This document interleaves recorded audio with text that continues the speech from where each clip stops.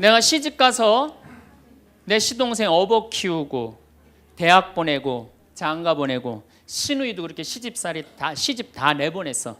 그래갖고 정말로 똥구멍이 찢어지게 가난한 집에 이 집에 와갖고 정말 다 이렇게 하고 다 먹고 살 만큼 해놨어. 그런데 환갑이 됐어. 그래갖고 야 내가 시집 와갖고 그렇게 잘해줬는데 내 환갑 때 다이아 반지를 해갖고 올 것이냐 유럽 여행 티켓을 갖고 오실 것이냐 기다리고 있는데 시동생 시누이들이 딱 환갑 때 왔는데 10만 원 봉투에 딱 넣어갖고 왔어. 그거 보면 열 받아요, 열 안 받아요? 열 무지하게 받죠.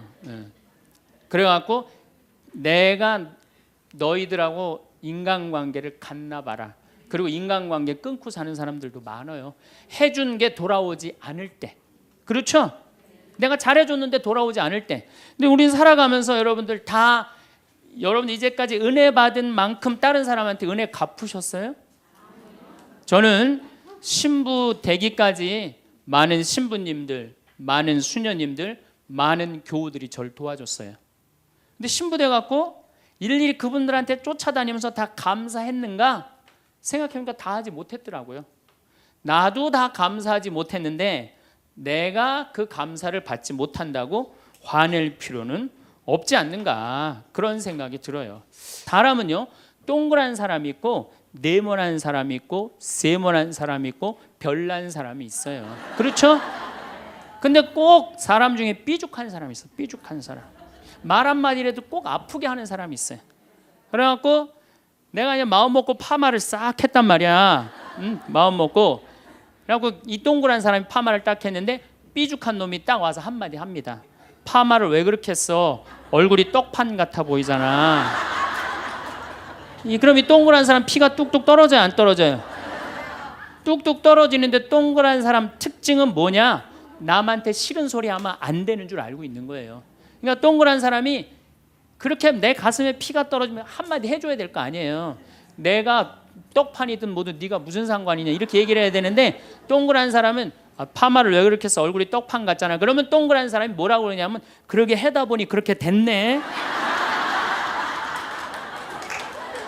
그리고 어디 가서 울기 시작하냐면 성당에 가서 울기 시작하는 거야. 예수님 저 삐죽한 여자가 나보러 떡판이래요. 근데 예수님 당신이 정말로 십자가에서 참고 인내하고 용서하고 사랑했으니까 나도 참고 용서하고 인내하고 사랑할게요. 그래갖고 그냥 겨우 어떻게 주체할 수 없는 걸 다스려갖고 고해성사를 봤어. 고해성사를 봐갖고 용서를 했어. 자기하고 예수님하고 신부님하고는 화해를 했는데 그 삐죽한 사람하고는 화해했어 안 했어요? 삐죽한 사람은 찔렀는지도 모르고 몰라요. 그 사람 피가 흐르는지도 몰라요.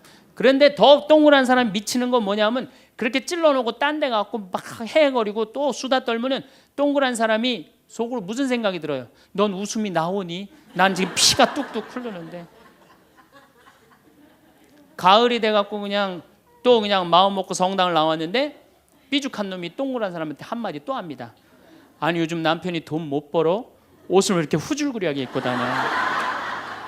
그러면 또 피가 뚝뚝 떨어지는 거야.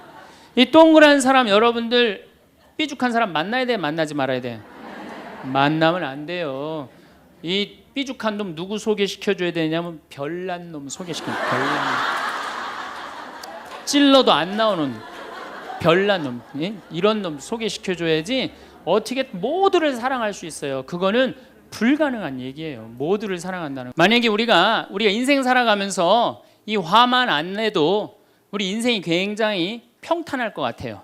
근데 가끔 잘 참다가도 그냥 갑자기 한번 화가 나면은 막 모든 게 막 뒤죽박죽 되시지 않으세요? 저는 이 한국 사회를 보면은 화로 꽉 찬 것 같아. 며칠 전에 그 지하철 2호선에서 할머니 한 분이 손자 같은 그 딸을 손녀 같은 아이를 머리채를 막 힘도 얼마나 좋으신지 그냥 막 하는 모습을 보면서 정말 우리나라에 화가 꽉 차 있구나. 우리 인생을 살아가면서 분노를 억제하지 못하고 돌이킬 수 없는 잘못을 저지를 때가 참 많아요. 홧김에 어떨 때는 부모도 죽여요. 홧김에 남편도 죽이고 홧김에 아내도 죽이고 그래서 이 화를 잘 다스린다는 게 굉장히 중요한 것 같아요. 그럼 여러분 언제 화가 나요? 화가 나는 건 언제 화가 나냐면 무시당할 때. 남편이 시댁 식구들 앞에서 아니면 성당 모임에서 우리 마누라는 할 줄 아는 게 아무것도 없다.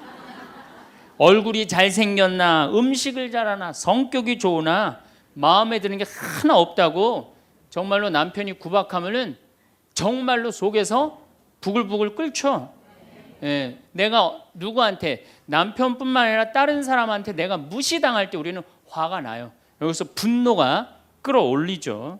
또 남편들은 또 언제 화가 나요? 이 세상에서 아내한테 구박받을처럼 화날 때가 없는 거예요. 당신 월급이 얼마냐? 우리 뭐 먹고 사냐?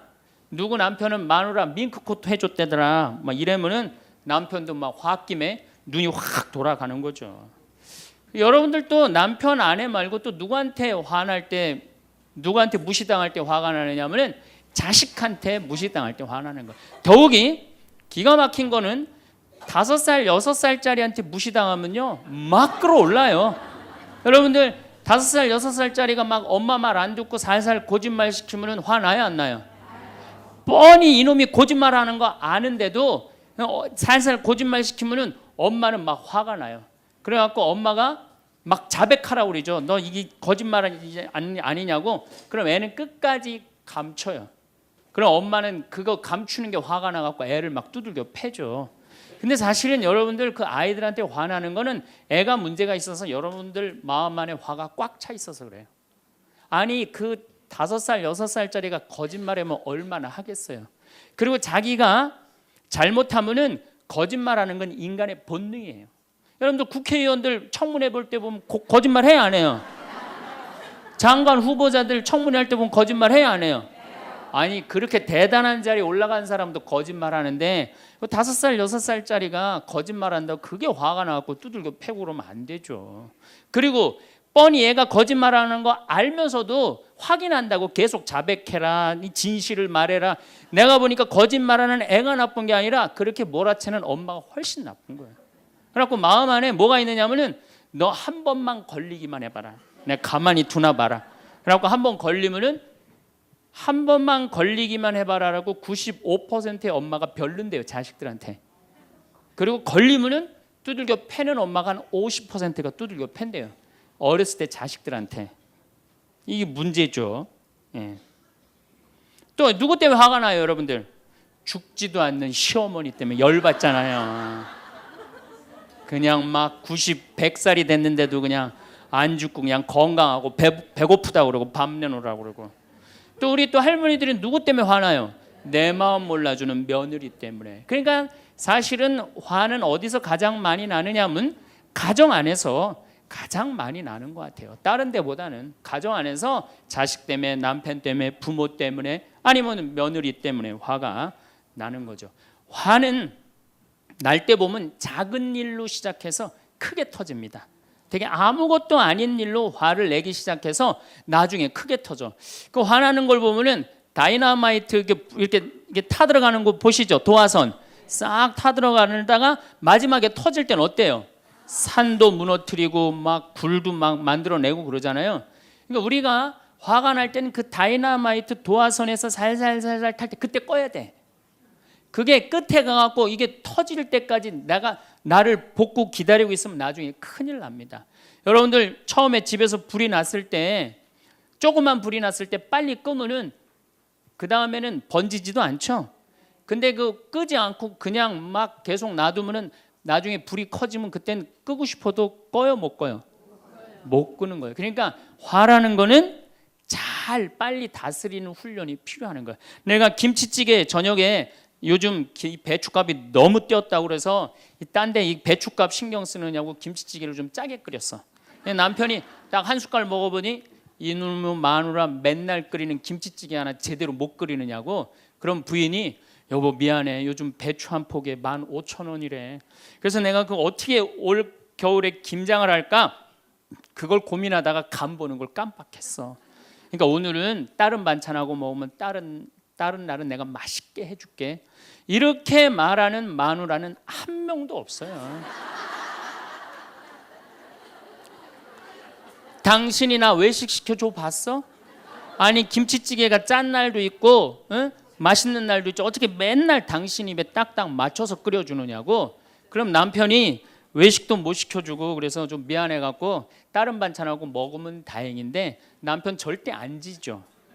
너는 맨날 집에서 텔레비전만 보고 해는 일이 뭐 있느냐고. 집안 청소를 제대로 하느냐, 반찬을 맛있게 하느냐. 그러면은 부인이 당신이 나 옷 하나 제대로 안 사주고 그래서 나 텔레비전에서 그거 내 아이 쇼핑하는 거다. 그럼 또 남편이 넌 시집 올 때 해갖고 온 게 뭐가 있는데. 이러면은 점점 김치찌개로 시작해서 부부 능력 시집 올 때까지, 그리고 이제 나중에는 이렇게 사느니 너 죽고 나 죽자. 그래갖고 여러분들 뉴스 보도를 보면요, 자세히 보면요, 이런 뉴스가 굉장히 많이 나요. 아파트 15층에 느닷없이 14층에서 불이 나요. 그래갖고 소방관들이 와서 불을 끄고 주위 사람들 증언을 들어보면은 밤새 고함 소리가 오고 가고 난 뒤 불길이 치솟았다. 그러니까 이 홧김에 이렇게 사느니 너 죽고 나 죽자. 그래서 이불 방 한가운데다 갖다 놓고 석유 뿌리고 그리고 불 지르는 게 방화의 14%래요. 홧김에 지르는 불이 14%래요. 그 다음에 이 화라는 단어를 보면 불화자야. 여러분들 화가 나면 막 불이 나는 거야 속에서. 이거를 다스리지 못하고 이거를 끄지 못하면은 우리가 점점 크게. 근데 화는 내면 낼수록 문제가 해결될까요? 문제가 꼬일까요? 화는 내면 낼수록 문제가 꼬여요. 제가 20년 전에 제가 알던 분 시동생이야. 근데 이 양반이 굉장히 다혈질이었어요. 성탄절 전날 불법 유턴을 하다가 걸렸어요. 걸려갖고 정경이 딱 잡아갖고 불법 유턴했습니다. 벌점 15점에 벌금 7만 원입니다. 나는 안 했다. 내가 분명히 봤습니다. 이놈의 새끼 안 했다는데 왜 자꾸 그러느냐? 너 경찰서장이 누구냐? 누굽니다. 그래 마침 친구였나 봐요. 내 친구인데 너 가만히 안 놔두겠다고 귀싸대기를 때렸어요. 정경 귀싸대기를. 했더니 정경이 가만히 있어요. 공무집행방해로 철창에 집어넣어 버렸어요. 그래서 거기서 길길이 뛰다가 그 자리에서 뇌출혈로 죽었어요.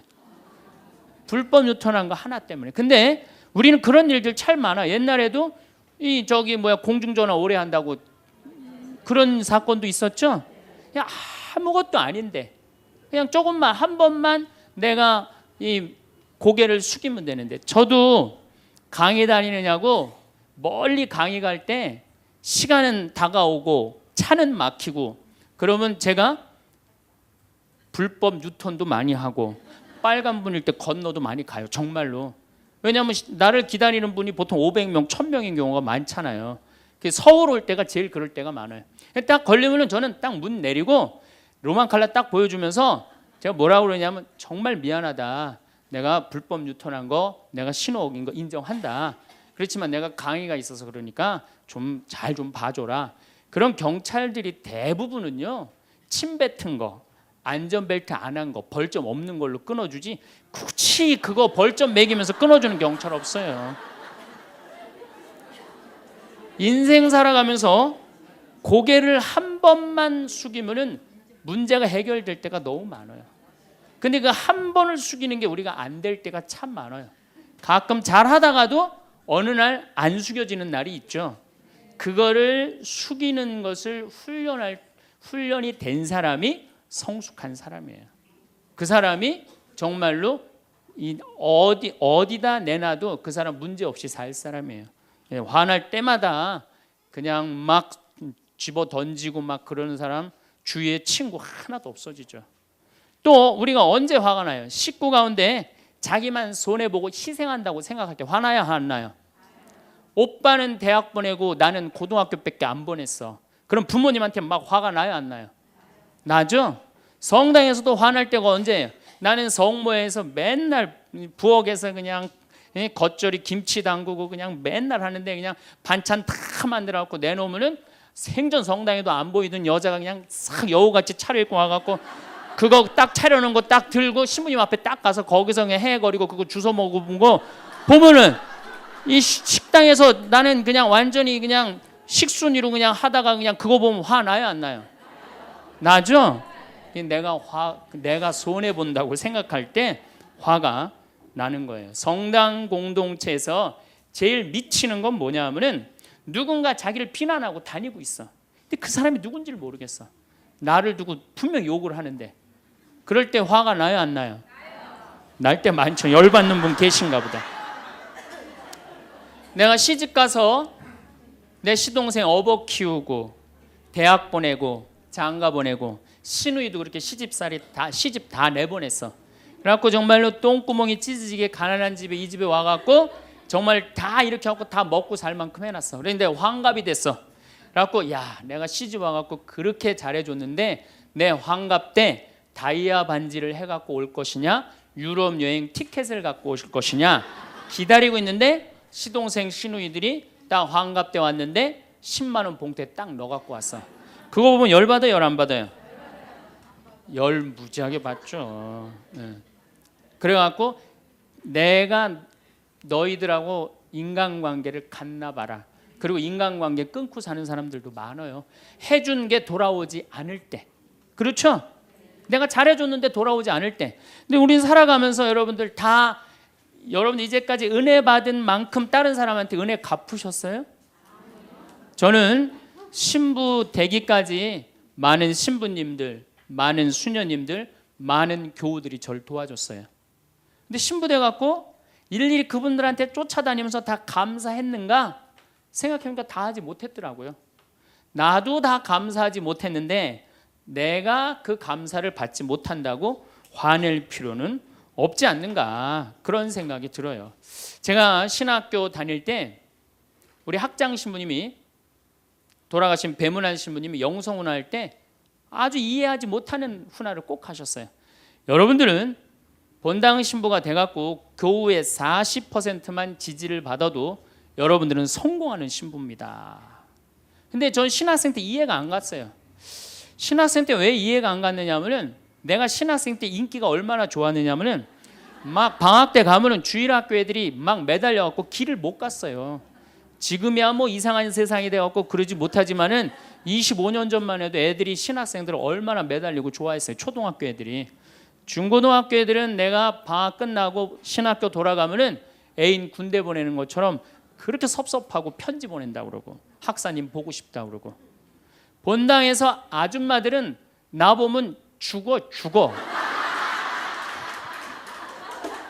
좋아서.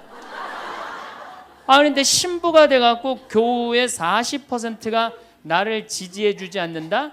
신학생 때도 인기가 이 정도라면 본당 신부 돼갖고 인기가 더 높을 거 아니에요. 그래서 신학교 그 영성훈화를 이해를 못했어요. 근데 막상 제가 신부가 되고 보니 교우의 40% 지지받는 거는요, 하늘의 별 따기보다도 어렵더라고요. 왜냐하면은 우리나라 지금 통계적으로 미사 참여율이 25% 나와요. 그러니까 정말로 그 신부님이 지지받는 신부님이다, 제대로 40% 지지받는 신부님이다, 그러면은 교우의 40%는 미사 참여율 나와야 될 거 아니에요. 그러니까 교우가 1000명이라면 400명은 나와야 될 거 아니에요. 2000명이라면 800명이라면 나와야 되는데 2000명 중에 800명 나오는 본당은 없어요. 2000명이라면 한 500명 정도, 600명 정도 나와요. 많이 나와요. 우리나라 평균적으로. 그러니까 40% 지지받는다는 게 어려워. 예수님은 나 환자 10명 고쳐줬는데 몇 명 돌아왔죠? 1명 돌아왔어요. 그러니까 여러분들 주위에 있는 사람들 10명한테 잘해줬어. 10명한테 잘해줬는데 9명이 돌아오지 않는다고 해서 섭섭할 필요가 없다는 얘기죠. 그러니까 1명이라도 돌아오면은 다행인 거예요. 그러니까 모든 사람들한테 인정받는 일이 쉬운 일이 아니다. 많은 사람들 화나는 경우가, 어떤 경우가 여러분들 화가 많으냐면 자기가 완전한 사람이라고 생각할 때, 자기 판단이 옳다고 생각할 때, 그걸 옳다고 믿을 때 화가 나요. 많은 분들이 어떤 경우가 있느냐면은 내가 관상 좀 볼 줄 아는데 그 사람 틀렸어. 아니면 내가 관상 좀 볼 줄 아는데 그 사람 진짜 괜찮은 사람이야. 이 중에 관상 못 보는 사람 어디 있어? 50년, 60년 살으면은 딱 보면 다 알지. 그렇죠? 그런데 그게 맞는 경우도 있고 틀리는 경우도 참 많아요. 근데 우리는 어떤 착각을 갖고 있냐면 내가 적어도 판단하는 건 맞다고 생각해요. 다 여기 저를 포함해서 여러분들 모두가 그런 생각을 해요. 근데 그게 허물어졌을 때, 화가 나는 거예요. 그게 허물어졌을 때. 제가 지난달에 뉴욕에 강의를 갔었어요. 퀸즈 성당이라는 데서 강의를 했는데 교우들이 진짜 많이 나왔어요. 정말로 꽉 찼어요. 강의를 하는데 정말로 반응이 아주 좋더라고요. 이 강의가 끝나고 이제 본당 신부님하고 사제관을 올라가는데 따라오는데 이게 한국 사람이 안 따라오고 미국 여자가 따라오는 거예요. 미국 여자가 따라와갖고 그러는 거예요. 신부님, 자기가 신부님 강의를 한국말을 잘 못 알아들어서 잘 알아듣지는 못하지만은 너무 감동을 받았다고. 신부님은 정말로 하느님의 사람이라고. 나는 듣다 내 강의를 정말로 감동받다 못한 미국 여자까지 내 강의를 감동을 받는구나.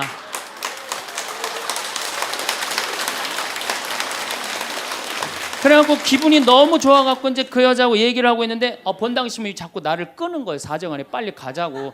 나 지금 미국 여자하고 얘기하는데 지금 본당 신부님이 내 팔을 자꾸 끄는 거예요. 그래갖고 아니 신부님 나 좀 빨리 가자고. 나를 본당 신부님이 가자고 그랬는데 어떻게 가자고 그랬더니 본당 신부님이 조금 지나가더니 신부님이 그러는 거예요. 신부님 저 여자 이거라고 이거.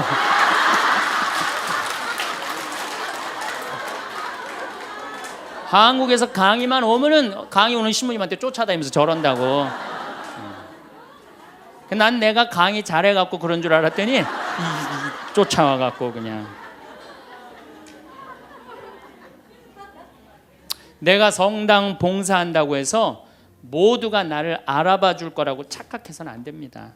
성당에서 열심히 봉사하는 우리 형제 자매님들 가운데 요셉 형제 없으면 우리 성당 쓰러져.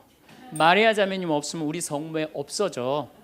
우리 데레사 자매 없으면 성가대 없어져. 그 말 믿지 마세요. 없어져도 성당 잘 돌아가요. 성가대에서 데레사 자매 빠져도 오히려 더 잘 돼. 그러니까 내가 그렇게 대단한 인정을 받는다고, 내가 그런 자리에 차지한다고 생각하는 그때부터 내가 불행해지기 시작하는 거예요. 제가 늘 가끔 드리는 말씀이지만은 제가 작년 5월 달에 서울 오금동 성당에 강의 갔어요. 강의를 갔는데 그때도 막 많이 모였어요. 여러분들만큼. 그때는 베드로 얘기를 했어요. 베드로가 여러분들 굉장한 분이에요. 만약에 예수님한테 베드로가 없었다면 예수님이 없을 정도로 베드로는 예수님한테 절대적인 존재였어요. 막 그런 얘기를 막 하고 막 그러는데 교우들이 반응이 대단히 좋았어요. 그래서 이제 강의 1강의가 끝나고 쉬는 시간이 됐는데 22년생 할머니야. 머리가 하얀 할머니가 자기가 돌아가신 추기경 형님하고 동갑이라는 거예요. 근데 추기경 형님이 항상 자기하고 친한데 동창이라고 그랬다는 거예요. 추기경 형님, 김수환 추기경 형님이. 근데 자기는 그때 할머니가 88살 정도 됐던 걸로 기억이 나요. 88년 동안 살면서 이렇게 훌륭한 신부님 강의 처음 들었다는 거예요. 이야, 내가 정말로 인기가 많은가 보다. 그래갖고 할머니가 신부님 손을 한 번만 잡으면 죽어도 여한이 없다는 거예요. 이제 이 나이에. 그래서 할머니 감사합니다. 그리고 할머니 손을 잡았는데 이 할머니 하시는 말씀이 난 오늘 우리 차동엽 신부님 손을 잡아서 죽어도 여한이 없다는 거예요. 차동엽 신부님 손을 잡아서.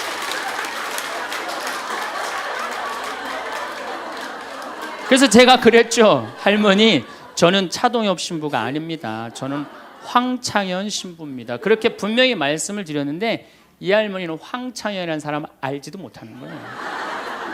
그래갖고 또 뭐 상담하고 싶다는 분들이 있어서 상담을 쭉 하고 있는데 저쪽에 있는 할머니가 안 가고 기다리고 계시더라고요. 사람들이 다 떠나는데 할머니가 또 오셨어요. 이 유명한 신부님 손 한번, 우리 차동엽 신부님 손 한번 더 잡아보자고.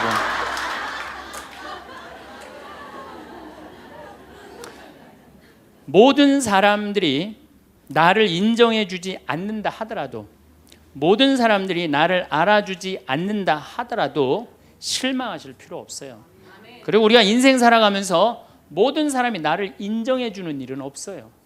그러니까 여러분들 가운데 모든 사람이 나를 좋아해. 이분은 사실은 나중에 불행의 씨를 갖고 있는 분이에요. 화의 씨를 갖고 있는 분이에요. 10명 중에 몇 명만 나를 좋아해도 성공해? 4명만 좋아해도 성공한 거예요. 아니 10명 중에 1명만 나를 믿어줘도 여러분들은 실패한 인생이 아니에요. 9명은 나를 인정하지 않을 수도 있어요. 근데 가끔 나는 우리나라 연예인들을 보면 안타까워요. 연예인들 막 인기가 좋잖아요. 인기가 좋은데 막 따라다니잖아요. 막 따라다니는데 그 연예인들 따라다니는 사람들을 보면은 많이 따라다녀 500명, 1000명이야. 그러면은 국민의 5천만 명의 국민 중에 1000명 따라다니는데 그 1000명 속에서 자기가 인기가 완전히 있는 줄 아는 거예요. 완전히 그 1000명 속에서 파묻혀 갖고 4999만 9천 명은 그 사람이 누군지도 모를 수 있어요. 그렇지 않아요? 여러분들 요즘 연예인들 막 때로 나와갖고 뛰어다니고 막 춤추는 거 보면 구분돼요, 안 돼요? 난 아무리 알아보려고 그래도 나도 이제 늙어가기 시작하니까 이게 누가 누군지 모르겠더라고요. 나하고 그 사람들하고 아무 상관없어. 그러나 연예인들은 그런 생각을 안 해요. 자기가 모든 사람들한테 인기가 있다고 착각을 해요. 그런데 갑자기 댓글에 그게 노래냐, 그게 춤이냐, 그게 연기냐 이런 악성 댓글이 올라오면 그때부터 미치는 거예요. 그래갖고 그 악성 댓글을 올려봤자 내가 보기에는 정신 나간 사람이 올리거나 아니면은 자기 마음에 안 드는 사람 올리는데 많이 올려야 50명, 100명도 안 올릴 거예요. 자기를 좋아하는 연예인들은 저 일반 대중들은 보통 한 5천 명, 10,000명 되면은 그런 악성 댓글을 올리는 사람은 10명, 20명도 안 될 거예요. 근데 그거에 스트레스를 받아갖고 목매갖고 자살하는 연예인들이 참 많아요. 그럴 필요 없다는 거예요. 최진실 씨가 이 세상 떠난 지 벌써 이제 2년 됩니다. 참 안타까운 연예인이에요. 나는 최진실 씨하고 나이하고 비슷한 연배. 우리 어렸을 땐 인기 최고였어요. 정말로. 정말 앞으로도 더 연애 활동을 했으면 우리한테 큰 기쁨을 줬을 거야. 근데 최진실 씨를 좋아하는 사람은 국민이 나를 포함해서 한 3천만 명은 될 거예요.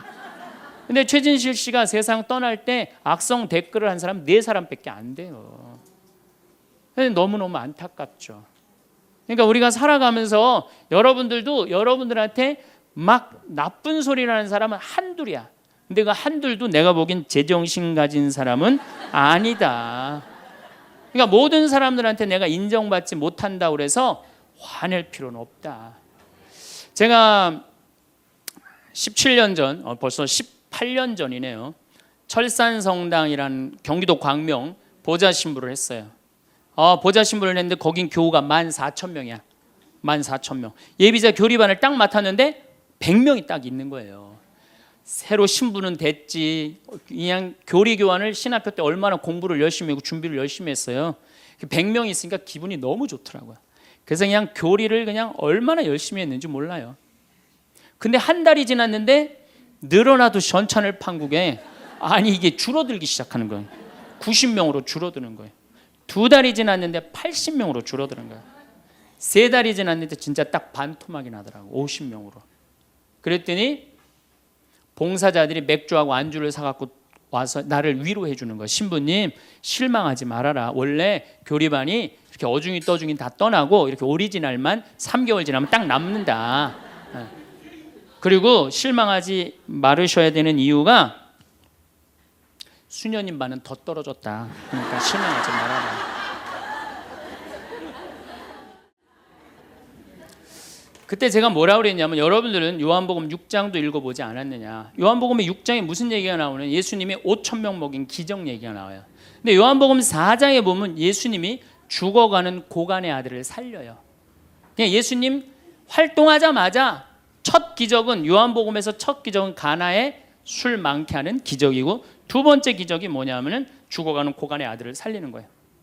그럼 죽어가는 고간의 아들을 여러분들 본당 신부가 새로 발령받아 와서 내 아들이 암으로 막 죽어가. 내 신부님이 가정 방문 와갖고 내가 안수기도 한번 해볼게. 그래갖고 안수기도를 해줬는데 암으로 막 죽어가려고 그러는 아들이 살아났어. 그럼 그 신부님 인기가 본당에서 어떨 것 같아요? 성당 안 나오던 교우들도 그 신부님 구경하러 다 나올 거 미사 참여에. 예수님 엄청나게 따라다녔어요. 그런데 요한복음 5장에 보면 예수님이 38년 동안 벳자다 연못에서 누워있던 사람을 지나가다가 측은한 마음이 들어서 일으켜 세워요. 근데 신부님 우리 시어머니는 중풍으로 38년 동안 누워있었다고. 그럼 내가 또 한번 안수기도 해볼게. 가서 안수기도 했는데 시어머니가 38년 만에 일어났어. 그럼 본당 신부님 인기는 하늘을 찌르는 게 아니라 하늘을 뚫고 올라갈 거예요. 그 정도로 예수님 인기가 그렇게 좋았어요. 그래갖고 이 사람들이 예루살렘에서 예수님이 그런 기적을 하셨는데 예수님을 갈릴레아 호수까지 몇 명이 따라가느냐 하면 5천 명이 따라갑니다. 자기네들 스스로 제자라고 그러면서 5천 명이 따라가요. 5천 명이 따라가는데 보니까 3일 동안 이 사람이 밥을 못 먹어. 그러니까 예수님이 빵 5개, 물고기 2마리로 5천 명을 먹여요. 그러니까 당시 유대인들이 뭐라고 그러냐면 우리가 드디어 기다리던 왕이 왔다. 왕으로 억지로라도 모시자. 그래요. 그러니까 예수님이 딱 사라졌다가 저녁에 딱 나타나는데 갈릴레아 호수에 나타나는데 성서에 25에서 30 스타디온 정도 배가 떨어져 있었다고 그랬어요. 그럼 완 스타디온은 얼마냐? 한 200m 정도를 완 스타디온, 한 스타디온이라고. 여러분들 스타디온이 어디서 온 말이에요? 스타디움이라는 스타디움 한 바퀴를 돌고 있습니다. 그러잖아요. 그 스타디움이 성서에서 나오는 스타디온에서 나온 얘기예요. 그러니까 한 스타디온은 한 200m 정도 되는 거예요. 그걸 30 스타디온을 걸었다면은 얼마를 걸은 거냐면은 6km를 걸은 거, 무리를 쫙. 미치는 거죠. 사람이 무리를 걸은 거를 보면 미치지 않아요. 만약 여러분들 내가 강의한다고 저 뒤에서 걸어서 안 들어오고 공중부양으로 떠서 쫙 들어온다고 생각을 해봐. 강의할 필요 있어요, 없어요? 잠깐 떴다가 그냥 쫙 나가면 그걸로 끝이지. 그러니까 당시의 유대인들은 예수님한테 완전히 반한 거예요. 근데 다음날 예수님이 이상한 말을 해요. 참으로 확 끼얹어요. 내가 진실로 진실로 너희에게 말한다. 너희가 사람의 아들의 살을 먹지 않고 그의 피를 마시지 않으면 너희는 생명을 얻지 못한다. 그러나 내 살을 먹고 내 피를 마시는 사람은 영원한 생명을 얻고 나도 마지막 날에 그를 다시 살릴 것이다. 내 살은 참된 양식이고 내 피는 참된 음료다. 군중들이 눈이 동그래요. 여러분들은 살 먹고 피 먹는 얘기 하도 많이 들어서 안 이상하죠? 그런데 다른 종교인들이 우리는 예수님 살 먹어, 예수님 피 마셔 그러면은 어떻게 생각할 것 같아요? 식인종 아니면 드라큘라 둘 중에 하나예요. 예수님 피 먹는 거면. 그러니까 당시의 유대인들이 뭐라고 그러냐면 이 말씀은 듣기가 너무 거북하다. 누가 듣고 있을 수 있겠는가? 그러니까 그러면서 떠나요. 그러니까 예수님이 당신의 말씀을 두고 투덜거리는 것을 속으로 아시고 그들에게 이르셨다.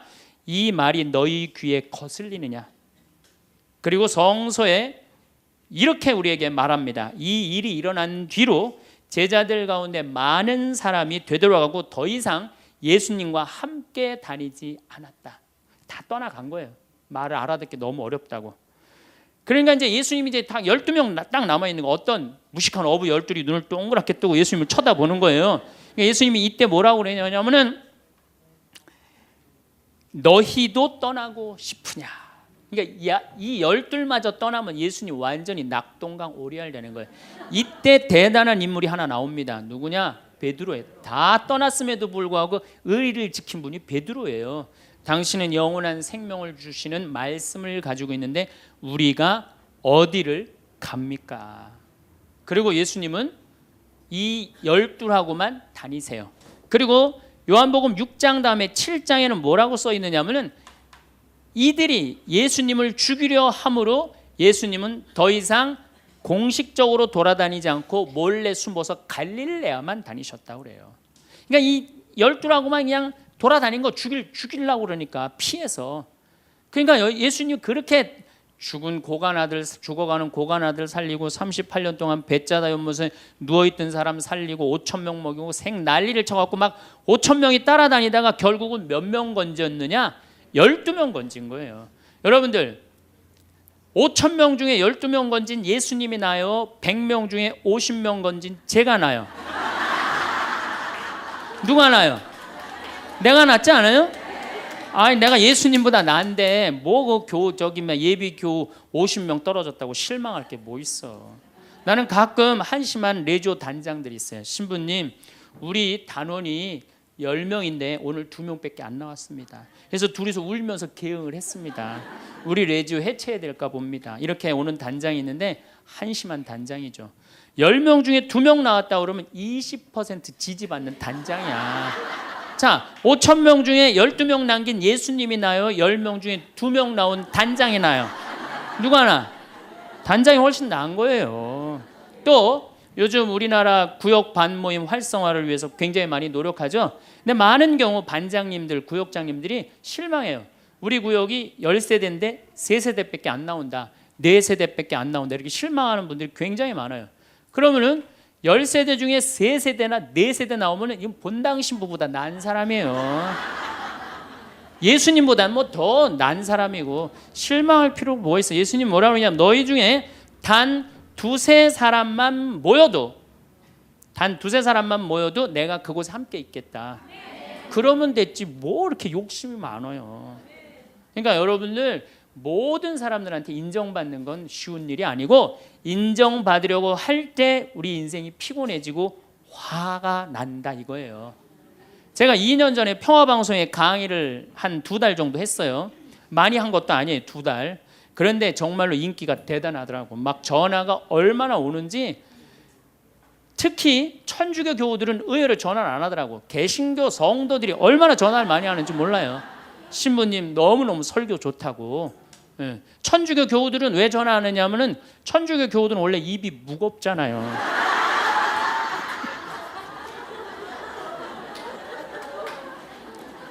급기야는 목사님이 전화를 하셨어요. 신부님 우리 교회에 와서 설교를 주일 예배에 좀 해달라는 거예요. 그래서 제가 주일 예배에 가서 설교를 했어요. 그때 이번에는 천안에서 스님이 전화를 하셨어요. 우리 절에 와서 설법을 해달라고. 더욱이 나는 그 주지 스님을 아직도 잊지 못하는데 참 좋으세요. 겸손하시고. 상좌에 앉혀서 제가 설법도 주일날 했어요. 뭐 인기가 뭐 천주교, 개신교, 불교 막 올라가는 거예요. 기분이 끝내줬는데 갑자기 전화가 한 통 왔어요. 평촌에서 사는 할머니야. 근데 이 할머니가 전화를 우리 직원한테 황창현 신부를 바꾸라고 전화가 온 거예요. 근데 문제는 황창현 신부님을 바꾸라는 건 좋은 말 하려고 전화한 거예요. 근데 황창현 신부를 바꾸라는 건 따지려고 전화한 거예요. 전화를 딱 받았더니 당신은 정의구현 사제단이냐 딱 그렇게 물어보는 거예요. 그래서 난 정의구현 사제단이 아니다. 그랬더니 정의구현 사제단도 아닌데 왜 운하를 반대하느냐. 우리나라 경제가 살려면 운하를 해야 된다. 젊은 신부가 경제도 모르고 사회도 모르고 정치도 모르는 신부가 방송에 나와서 운하가 안 된다고 1시간 동안 떠들면 되겠느냐. 그리고 당시 수원교구 주보에다가 운하 안 된다고 한 달을 주보에다 써내는데 그 60만 명 70만 명이 있는 주보에다 그런 글을 쓰면 되느냐. 그리고 당신 앞에 행복론 강의도 하나도 재미없었다. 나와서 방송 나와서 강의하지 말아라. 그리고 전화를 탁 끊는 거예요. 제가 기분이 좋았겠어 나빴겠어요? 기분은 나빴지만 그 할머니 때문에 화를 주체하지 못해서 내가 목을 매갖고 자살을 해야 되겠다 이 생각은 안 했어요. 생각이 다 틀린 거예요. 생각이 틀리고 상황이 다 틀린 거예요. 내 강의를 듣는 사람이 10,000명이라면 10,000명 중에 5,000명은 나하고 생각이 같을 수 있어요. 근데 5,000명은 나하고 틀릴 수 있어요. 5,000명이 틀리다고 그 5,000명 때문에 화낼 필요는 없다. 아, 나하고 틀릴 수도 있구나. 이렇게 생각하면 마음이 편안하거든요. 근데 그런 것 때문에 뭐 화를 내고 열낼 일이 뭐가 있어요. 또 한 번은 내가 노인에 대한 강의를 했어요. 우리 이제 안 죽는다. 우리 이제 100살까지 산다. 110살까지 산다. 그러니까 자식들한테 재산 물려주지 말고 다 여러분 위해 쓰다가 죽어라. 그리고 통장에 얼마만 남기면 되냐? 500만 원만 남겨라. 500만 원만. 그렇게 마음껏 쓰다가 죽을 때는 돌아다니다 지치면은 그냥 죽을 땐 꼴까닥 죽어라. 네, 이렇게 강의를 했더니 정말로 할머니들이 이번에는 전화를 무지하게 하는 거예요. 너무너무 내 노년을 확실히 알려줘서 고맙다고. 이번엔 순천에 있는 할아버지가 전화를 하셔서 신부님 저는 70 먹은 노인인데 침례 교회를 다닙니다. 근데 신부님 강론을 듣고 가슴이 뻥 뚫렸다는 거예요. 내가 남은 인생 30년이나 남았는데 어떻게 살아야 되는지 너무너무 잘 들었다고. 근데 신부님이 다음 주에 이제 돈 다 쓰다가 꼴까닥 죽는 방법을 알려준다고 그랬는데 그 주간에 당신이 어딜 가갖고 못 들었대 내 강의를. 그래갖고 꼴까닥 죽는 방법을 알려달라고 전화를 했더라. 야, 정말로 순천의 할아버지도 나한테 전화를 기분이 너무너무 좋더라고요. 근데 하느님은 참 짓궂게도 그 전화 끊자마자 이번에는 저 부산에서 전화가 왔어요. 황창현 신부를 바꾸라고.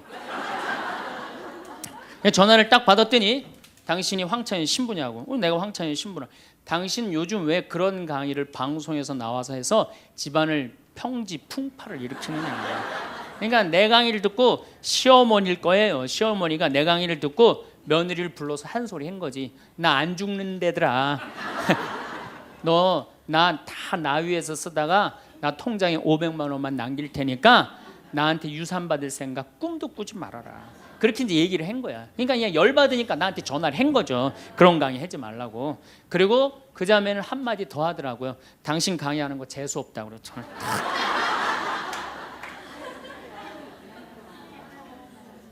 내가 그 전화를 받고 기분이 좋았겠어요? 나빴겠어요? 기분은 나빴지만 내가 화가 나고 내 감정을 주체할 정도는 아니었어요. 왜? 상황이 틀리니까. 얼마든지 내가 공격받을 수 있는 얘기를 한 거니까. 그런 다른 의견이 있을 수 있는 거예요. 그걸 일일이 다 대응하려고 그러면요, 나중에 내가 어떻게 될 것 같아요? 미쳐요. 미쳐요. 여러분들, 요즘 나는 가끔 텔레비전 보면서 총리들도, 대통령도 막 신발 막 던지고 막 결함 막 던지고 그러잖아요. 대통령한테도. 우리가 남이 나한테 평가하는 게 전부는 아닙니다. 자기 소신, 자기 확신, 자기 멋이 있으면은요, 누가 뭐라 그래도 별로 거기에 흔들리지 않아요. 근데 그냥 남들 말에 막 귀 기울이고 그냥 거기에 신경 쓰는 사람은 조금만 뭐가 있어도 화를 내고 자기를 주체하지 못하는 거예요. 루카복음 9장 51절을 보면 예수님이 사마리아를 통해 예루살렘으로 올라가려고 할 때 사마리아 사람들이 예루살렘에 간다는 이유로 예수님을 거부해요. 들어가지 못하게, 동네를. 그 동네로 지나가면 지름길로 갈 수 있는데, 그러니까 야고보하고 요한이 열받아갖고 뭐라 그러냐면 하늘에서 불을 내려다가 살러버릴까요? 얼마나 열받았으면은 하늘에서 불을 내려다가 살러버릴까요? 그래요. 근데 예수님은 이 둘을 꾸짖고 돌아가세요. 예수님도 돌아가는데 우리가 화가 난다고 그냥 열 지르는 사람마다 전부 다 정면 돌파할 필요는 뭐가 있어요? 그렇지 않겠어요? 네. 우리도 예수님처럼 돌아갈 상황이 되면 돌아갈 줄 알아야 됩니다. 세상 사람들이 다 나를 몰라준다 해도 화낼 일도 아니에요. 공자님은 뭐라 그러셨느냐? 진정한 성인은 자기를 몰라줘도 분노하지 않고 유유자적할 줄 아는 사람이 진정한 성인이라고 그랬어요. 내가 누군데 나를 몰라봐. 왕년에 내가 이 거리를 주름 잡던 사람인데 이 성당 지을 때 내가 어떻게 했는데 나에게 이럴 수가 있어. 내가 시집 와서 똥구녕이 찢어지게 가난한 이 집 이렇게 일으켜놨는데 나를 무시할 수 있어? 이렇게 자꾸 자기 도취에 사로잡히면은요, 나중에 다른 사람하고 부닥치게 되고 잘난 척하게 되는 그런 꼴이 된다. 그런 꼴이에요. 여러분들, 반대로 모두를 사랑할 수 있어요? 내가 모든 사람들한테 사랑받을 수도 없지만은 반대로 사랑할 수 있느냐? 다 사랑할 수 있어요? 쉽지 않죠? 내가 본당 신부 해보니까 다 사랑하는 사람이 있긴 있더라고요. 누가 다 사랑하느냐면 머리에 꽃 꽂은 여자가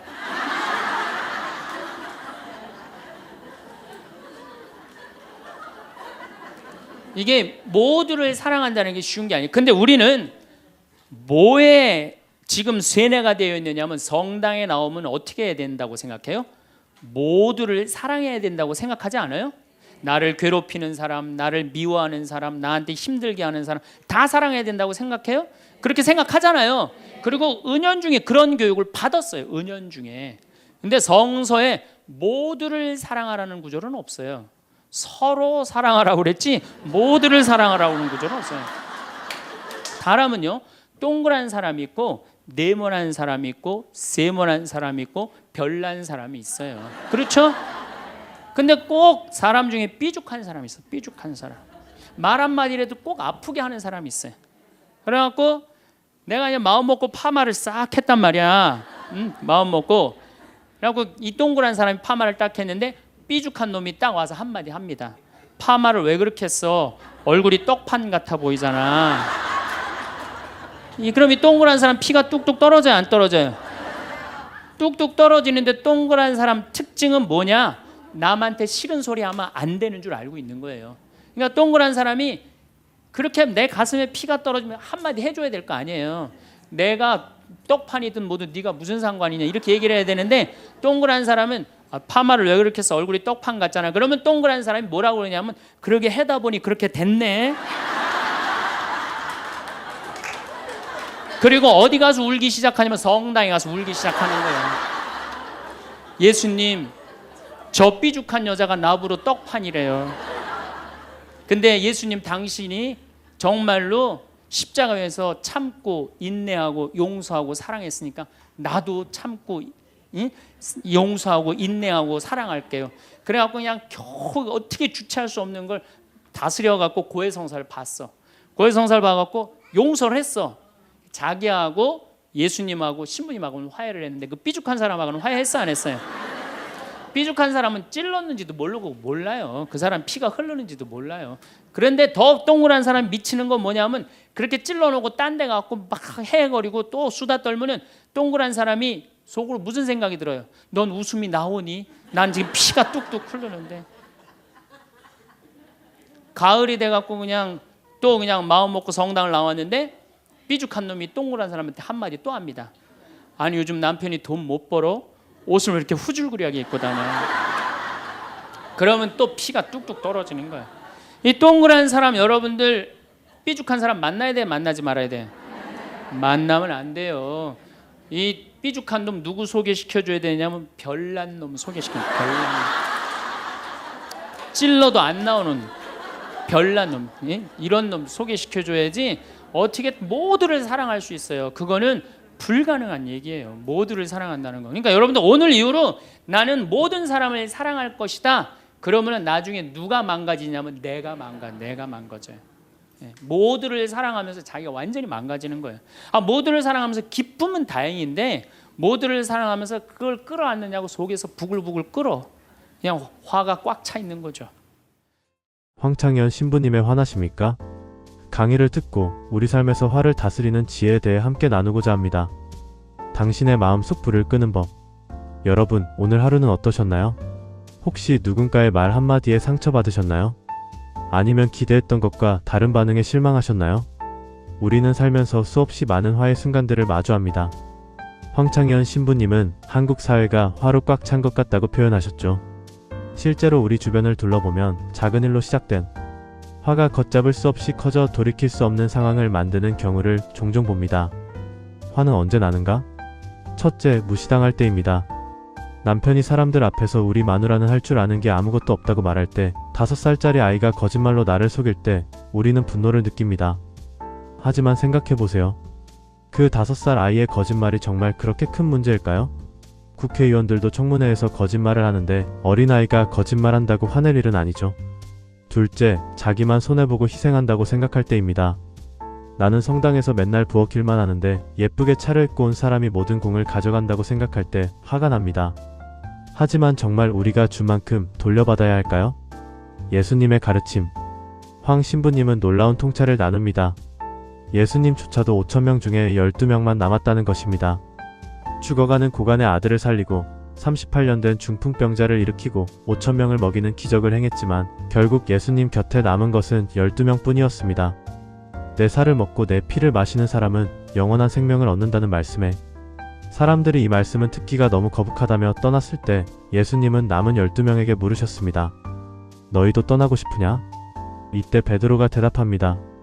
당신은 영원한 생명을 주시는 말씀을 가지고 있는데 우리가 어디를 갑니까? 화를 다스리는 지혜. 모든 사람에게 인정받으려 하지 마세요. 예수님도 40% 지지율을 못 받았습니다. 10명 중 4명만 나를 좋아해도 성공한 인생입니다. 최진실 씨를 좋아한 사람은 3천만 명, 악플 단 사람은 4명 뿐이었습니다. 화는 작은 불씨에서 시작됩니다. 다이너마이트의 도화선처럼 처음에 꺼야 합니다. 김치찌개가 짜다고 시작된 부부싸움이 너 죽고 나 죽자까지 가는 것을 보세요. 고개 한번 숙이면 해결될 일이 대부분입니다. 모두를 사랑할 필요는 없습니다. 성경에는 서로 사랑하라고 했지 모두를 사랑하라고 하지 않았습니다. 동그란 사람은 삐죽한 사람을 피해야 합니다. 나를 찌르는 사람과 억지로 함께할 필요는 없습니다. 참된 성숙의 길. 공자님은 말씀하셨습니다. 진정한 성인은 자기를 몰라줘도 분노하지 않고 유유자적할 줄 아는 사람이다. 우리도 예수님처럼 돌아갈 상황이면 돌아갈 줄 알아야 합니다. 사마리아 사람들이 예수님 일행을 거부했을 때 제자들은 하늘에서 불을 내려 태워버릴까요? 라고 했지만 예수님은 그들을 꾸짖고 돌아가셨습니다. 마지막으로, 화는 우리 인생을 망가뜨리는 독입니다. 하지만 우리는 화를 다스릴 수 있습니다. 나를 인정해주지 않는다고 화내지 마세요. 내 기대와 다르다고 분노하지 마세요. 작은 불씨일 때 빨리 끄세요. 모두를 사랑하려다 자신을 잃지 마세요. 내가 누구한테 은혜 갚으셨어요? 라는 황 신부님의 질문처럼 우리도 받은 것만큼 다 갚지 못했으면서 왜 남에게는 그토록 많은 것을 요구할까요? 오늘부터라도 화가 날 때 잠시 멈추고 생각해보세요. 이것이 정말 화낼 만한 일인가? 예수님이라면 어떻게 하셨을까? 화로 가득 찬 세상에서 우리가 먼저 평화의 사람이 되면 어떨까요? 완벽하지 않아도 괜찮습니다. 단지 조금씩 천천히 화를 다스리는 연습을 해보는 것입니다. 여러분의 마음속 불이 꺼지고 평화가 찾아오기를 기도합니다. 내가 시집가서 내 시동생 어버 키우고 대학 보내고 장가 보내고 시누이도 그렇게 시집 다 내보냈어. 그래갖고 정말로 똥구멍이 찢어지게 가난한 집에 이 집에 와갖고 정말 다 이렇게 하고 다 먹고 살 만큼 해놨어. 그런데 환갑이 됐어. 그래갖고 야 내가 시집 와갖고 그렇게 잘해줬는데 내 환갑 때 다이아 반지를 해갖고 올 것이냐 유럽 여행 티켓을 갖고 오실 것이냐 기다리고 있는데 시동생 시누이들이 딱 환갑 때 왔는데 10만 원 봉투에 딱 넣어갖고 왔어. 그거 보면 열받아요 열 안 받아요? 열 무지하게 받죠. 네. 그래갖고 내가 너희들하고 인간관계를 갖나 봐라. 그리고 인간관계 끊고 사는 사람들도 많아요. 해준 게 돌아오지 않을 때. 그렇죠? 내가 잘해줬는데 돌아오지 않을 때. 근데 우리는 살아가면서 여러분들 이제까지 은혜 받은 만큼 다른 사람한테 은혜 갚으셨어요? 저는 신부 되기까지 많은 신부님들, 많은 수녀님들, 많은 교우들이 저를 도와줬어요. 근데 신부 돼갖고 일일이 그분들한테 쫓아다니면서 다 감사했는가? 생각해보니까 다 하지 못했더라고요.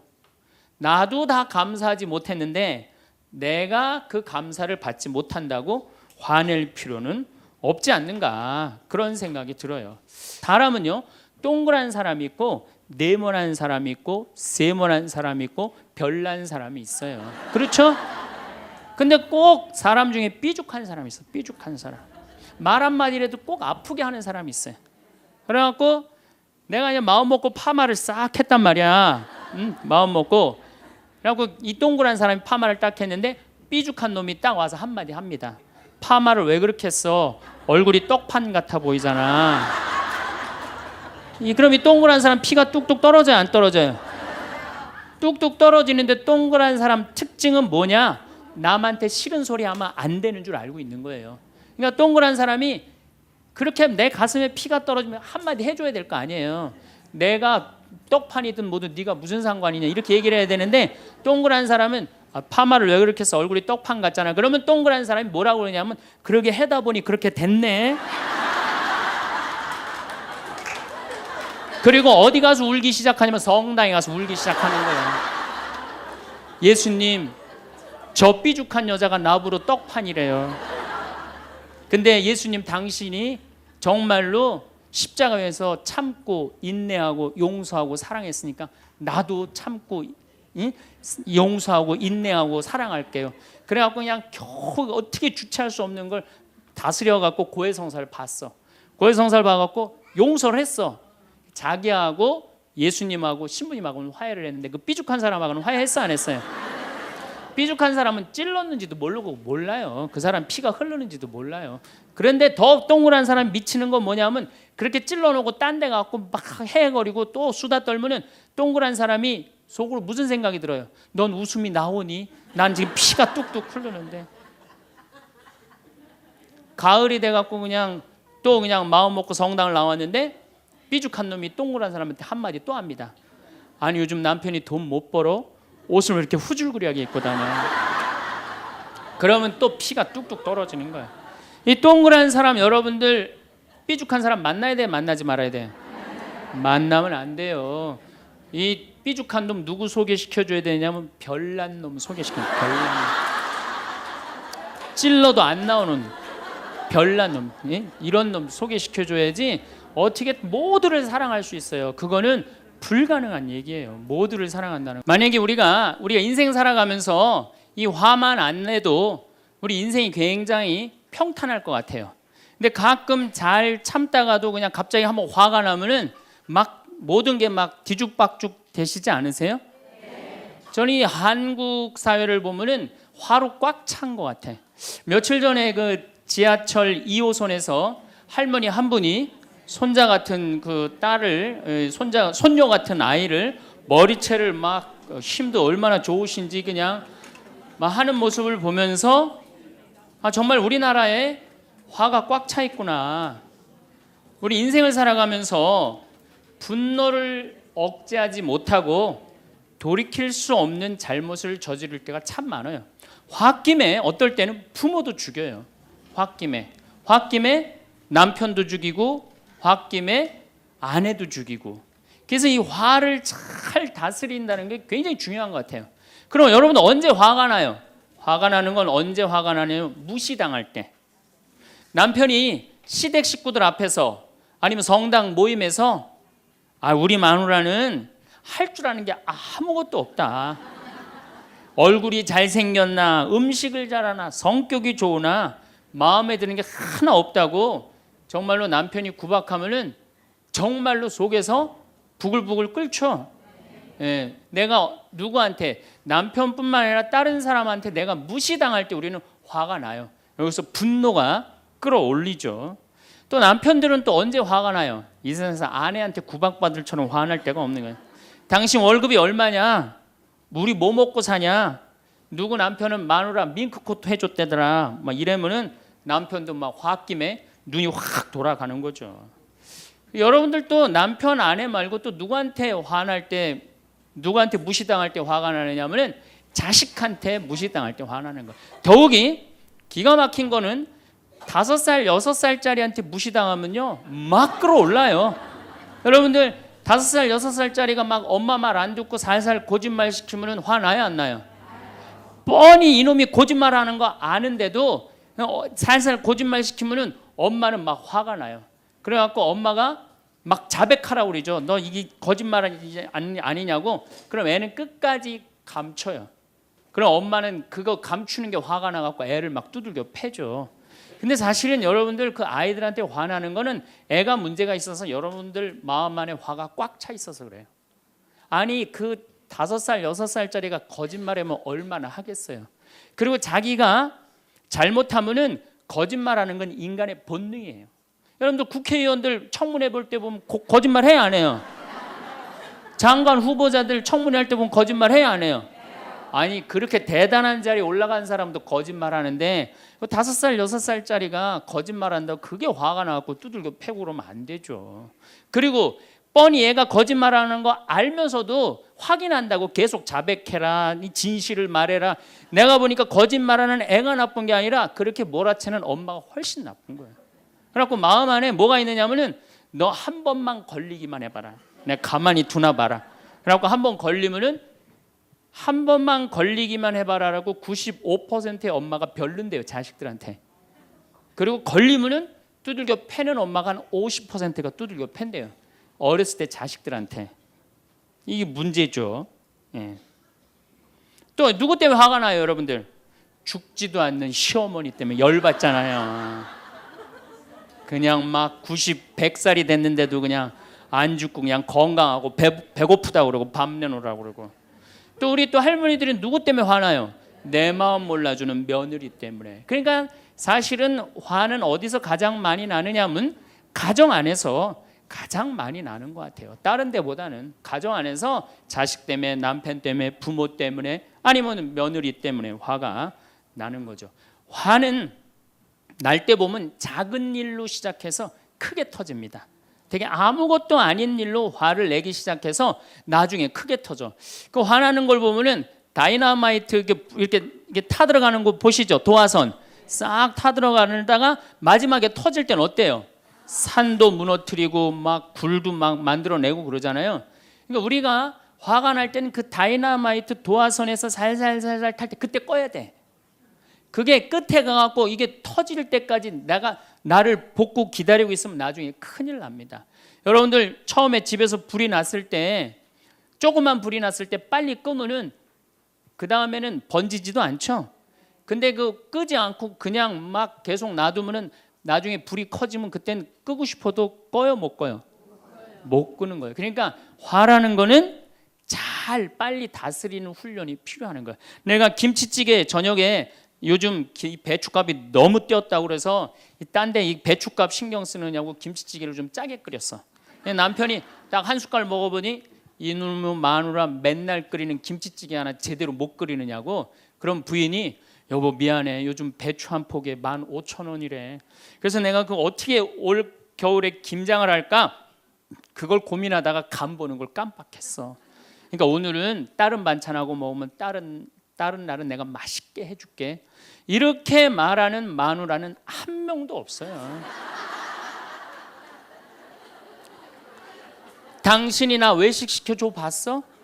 아니 김치찌개가 짠 날도 있고 맛있는 날도 있죠. 어떻게 맨날 당신 입에 딱딱 맞춰서 끓여주느냐고. 그럼 남편이 외식도 못 시켜주고 그래서 좀 미안해갖고 다른 반찬하고 먹으면 다행인데 남편 절대 안 지죠. 너는 맨날 집에서 텔레비전만 보고 해는 일이 뭐 있느냐고. 집안 청소를 제대로 하느냐, 반찬을 맛있게 하느냐. 그러면은 부인이 당신이 나 옷 하나 제대로 안 사주고 그래서 나 텔레비전에서 그거 내 아이 쇼핑하는 거다. 그럼 또 남편이 넌 시집 올 때 해갖고 온 게 뭐가 있는데. 이러면은 점점 김치찌개로 시작해서 부부 능력 시집 올 때까지, 그리고 이제 나중에는 이렇게 사느니 너 죽고 나 죽자. 그래갖고 여러분들 뉴스 보도를 보면요, 자세히 보면요, 이런 뉴스가 굉장히 많이 나요. 아파트 15층에 느닷없이 14층에서 불이 나요. 그래갖고 소방관들이 와서 불을 끄고 주위 사람들 증언을 들어보면은 밤새 고함 소리가 오고 가고 난 뒤 불길이 치솟았다. 그러니까 이 홧김에 이렇게 사느니 너 죽고 나 죽자. 그래서 이불 방 한가운데다 갖다 놓고 석유 뿌리고 그리고 불 지르는 게 방화의 14%래요. 홧김에 지르는 불이 14%래요. 그 다음에 이 화라는 단어를 보면 불화자야. 여러분들 화가 나면 막 불이 나는 거야 속에서. 이거를 다스리지 못하고 이거를 끄지 못하면은 우리가 점점 크게. 근데 화는 내면 낼수록 문제가 해결될까요? 문제가 꼬일까요? 화는 내면 낼수록 문제가 꼬여요. 제가 20년 전에 제가 알던 분 시동생이야. 근데 이 양반이 굉장히 다혈질이었어요. 성탄절 전날 불법 유턴을 하다가 걸렸어요. 걸려갖고 정경이 딱 잡아갖고 불법 유턴했습니다. 벌점 15점에 벌금 7만 원입니다. 나는 안 했다. 내가 분명히 봤습니다. 이놈의 새끼 안 했다는데 왜 자꾸 그러느냐? 너 경찰서장이 누구냐? 누굽니다. 그래 마침 친구였나 봐요. 내 친구인데 너 가만히 안 놔두겠다고 귀싸대기를 때렸어요. 정경 귀싸대기를. 했더니 정경이 가만히 있어요. 공무집행방해로 철창에 집어넣어버렸어요. 그래서 거기서 길길이 뛰다가 그 자리에서 뇌출혈로 죽었어요. 불법 유턴한 거 하나 때문에. 근데 우리는 그런 일들 참 많아. 옛날에도 공중전화 오래 한다고 그런 사건도 있었죠.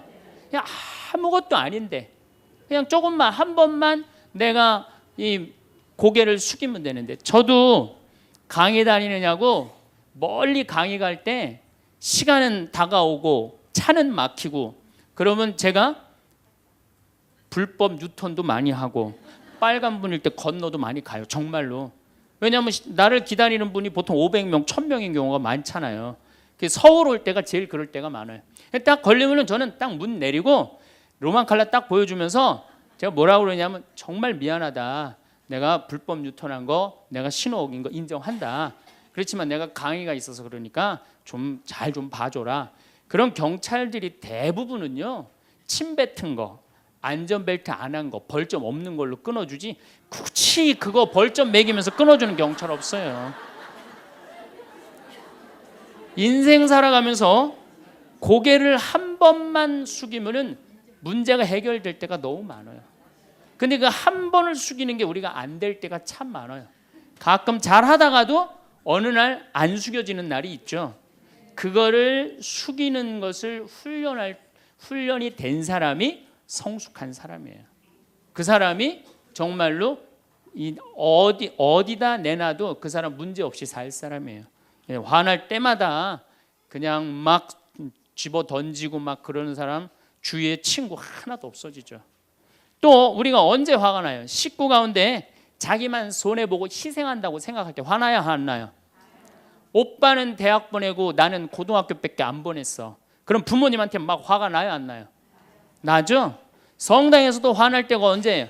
나는 성모에서 맨날 부엌에서 그냥 겉절이 김치 담그고 그냥 맨날 하는데 그냥 반찬 다 만들어갖고 내놓으면은 생전 성당에도 안 보이던 여자가 그냥 싹 여우같이 차려입고 와갖고 그거 딱 차려놓은 거 딱 들고 신부님 앞에 딱 가서 거기서 그냥 헤거리고 그거 주워 먹은 거 보면은 이 식당에서 나는 그냥 완전히 그냥 식순이로 그냥 하다가 그냥 그거 보면 화 나요, 안 나요?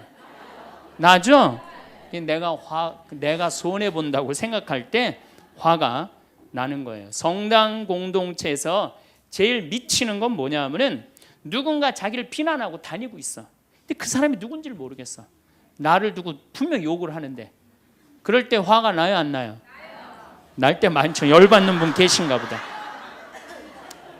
내가 시집 가서 내 시동생 어버 키우고 대학 보내고 장가 보내고 시누이도 그렇게 시집 다 내보냈어.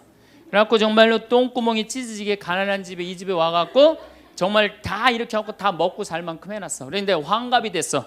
그래갖고 야 내가 시집 와갖고 그렇게 잘해줬는데 내 환갑 때 다이아 반지를 해갖고 올 것이냐 유럽 여행 티켓을 갖고 오실 것이냐 기다리고 있는데 시동생 시누이들이 딱 환갑 때 왔는데 10만 원 봉투에 딱 넣어갖고 왔어. 그거 보면 열 받아요, 열 안 받아요? 열 무지하게 받죠. 네. 그래갖고 내가 너희들하고 인간관계를 갖나 봐라. 그리고 인간관계 끊고 사는 사람들도 많아요. 해준 게 돌아오지 않을 때. 그렇죠? 내가 잘해줬는데 돌아오지 않을 때. 근데 우린 살아가면서 여러분들 이제까지 은혜 받은 만큼 다른 사람한테 은혜 갚으셨어요? 저는 신부 되기까지 많은 신부님들, 많은 수녀님들, 많은 교우들이 저를 도와줬어요. 근데 신부 돼갖고 일일이 그분들한테 쫓아다니면서 다 감사했는가? 생각해보니까 다 하지 못했더라고요. 나도 다 감사하지 못했는데 내가 그 감사를 받지 못한다고 화낼 필요는 없지 않는가 그런 생각이 들어요. 제가 신학교 다닐 때 우리 학장 신부님이 돌아가신 배문환 신부님이 영성훈화 할 때 아주 이해하지 못하는 훈화를 꼭 하셨어요.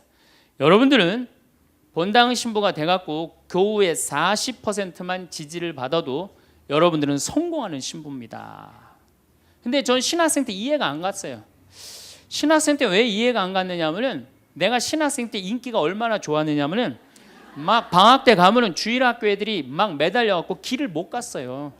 지금이야 뭐 이상한 세상이 돼갖고 그러지 못하지만은 25년 전만 해도 애들이 신학생들을 얼마나 매달리고 좋아했어요. 초등학교 애들이. 중고등학교 애들은 내가 방학 끝나고 신학교 돌아가면은 애인 군대 보내는 것처럼 그렇게 섭섭하고 편지 보낸다고 그러고 학사님 보고 싶다고 그러고 본당에서 아줌마들은 나보면 죽어 좋아서. 그런데 신부가 돼갖고 교우의 40%가 나를 지지해 주지 않는다? 신학생 때도 인기가 이 정도라면 본당 신부 돼갖고 인기가 더 높을 거 아니에요. 그래서 신학교 그 영성문화를 이해를 못했어요. 근데 막상 제가 신부가 되고 보니 교우의 40% 지지받는 거는요 하늘의 별 따기보다도 어렵더라고요. 왜냐하면은 우리나라 지금 통계적으로 미사 참여율이 25% 나와요. 그러니까 정말로 그 신부님이 지지받는 신부님이다. 제대로 40% 지지받는 신부님이다. 그러면은 교우의 40% 미사 참여율 나와야 될 거 아니에요. 그러니까 교우가 1000명이라면 400명은 나와야 될 거 아니에요. 2000명이라면 800명이라면 나와야 되는데 2000명 중에 800명 나오는 본당은 없어요. 2000명이라면 한 500명 정도, 600명 정도 나와요. 많이 나와요. 우리나라 평균적으로. 그러니까 40% 지지받는다는 게 어려워. 예수님은 나 환자 10명 고쳐줬는데 몇 명 돌아왔죠? 1명 돌아왔어요. 그러니까 여러분들이 여러분들 주위에 있는 사람들 10명한테 잘해줬어. 10명한테 잘해줬는데 9명이 돌아오지 않는다고 해서 섭섭할 필요가 없다는 얘기죠. 그 1명이라도 돌아오면은 다행인 거예요. 그러니까 모든 사람들한테 인정받는 일이 쉬운 일이 아니다. 많은 사람들 화나는 경우가 어떤 경우가 여러분들 화가 많으냐면 자기가 완전한 사람이라고 생각할 때, 자기 판단이 옳다고 생각할 때, 그걸 옳다고 믿을 때 화가 나요. 많은 분들이 어떤 경우가 있느냐면은 내가 관상 좀 볼 줄 아는데 그 사람 틀렸어. 아니면 내가 관상 좀 볼 줄 아는데 그 사람 진짜 괜찮은 사람이야. 이 중에 관상 못 보는 사람 어디 있어? 50년, 60년 살으면은 딱 보면 다 알지. 그렇죠? 그런데 그게 맞는 경우도 있고 틀리는 경우도 참 많아요. 근데 우리는 어떤 착각을 갖고 있냐면 내가 적어도 판단하는 건 맞다고 생각해요. 다 여기 저를 포함해서 여러분들 모두가 그런 생각을 해요. 근데 그게 허물어졌을 때 화가 나는 거예요. 그게 허물어졌을 때. 제가 지난달에 뉴욕에 강의를 갔었어요. 퀸즈 성당이라는 데서 강의를 했는데 교우들이 진짜 많이 나왔어요. 정말로 꽉 찼어요. 강의를 하는데 정말로 반응이 아주 좋더라고요. 이 강의가 끝나고 이제 본당 신부님하고 사제관을 올라가는데 따라오는데 이게 한국 사람이 안 따라오고 미국 여자가 따라오는 거예요. 미국 여자가 따라와갖고 그러는 거예요. 신부님, 자기가 신부님 강의를 한국말을 잘 못 알아들어서 잘 알아듣지는 못하지만은 너무 감동을 받았다고. 신부님은 정말로 하느님의 사람이라고. 나는 듣다 내 강의를 정말로 감동받다 못한 미국 여자까지 내 강의를 감동을 받는구나.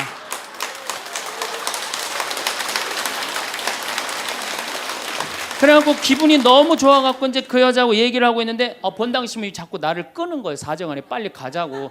나 지금 미국 여자하고 얘기하는데 지금 본당 신부님이 내 팔을 자꾸 끄는 거예요. 그래갖고 아니 신부님 나 좀 빨리 가자고.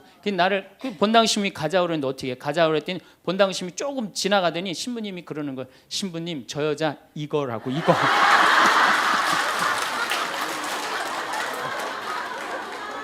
한국에서 강의만 오면은 강의 오는 신부님한테 쫓아다니면서 저런다고. 난 내가 강의 잘해갖고 그런 줄 알았더니 쫓아와갖고 그냥.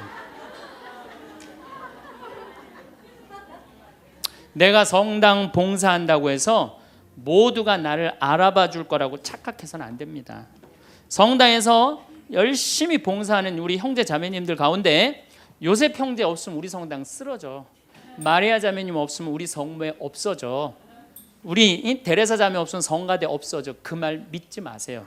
없어져도 성당 잘 돌아가요.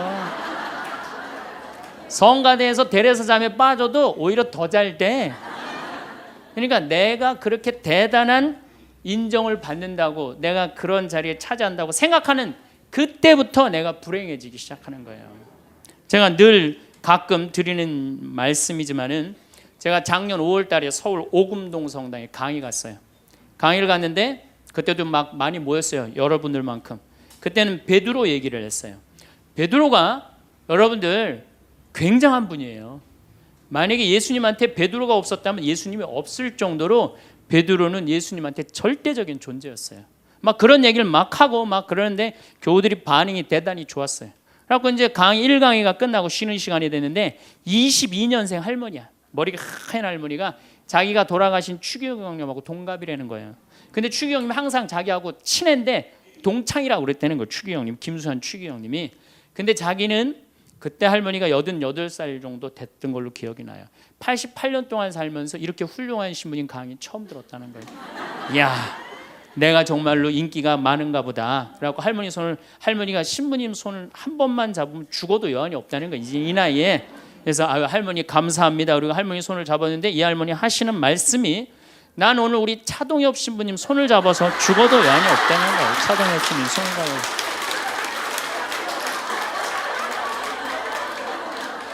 그래서 제가 그랬죠. 할머니 저는 차동엽 신부가 아닙니다. 저는 황창현 신부입니다. 그렇게 분명히 말씀을 드렸는데 이 할머니는 황창현이라는 사람 알지도 못하는 거예요. 그래갖고 또 뭐 상담하고 싶다는 분들이 있어서 상담을 쭉 하고 있는데 저쪽에 있는 할머니가 안 가고 기다리고 계시더라고요. 사람들이 다 떠나는데 할머니가 또 오셨어요. 이 유명한 신부님 손 한번, 우리 차동엽 신부님 손 한번 더 잡아보자고.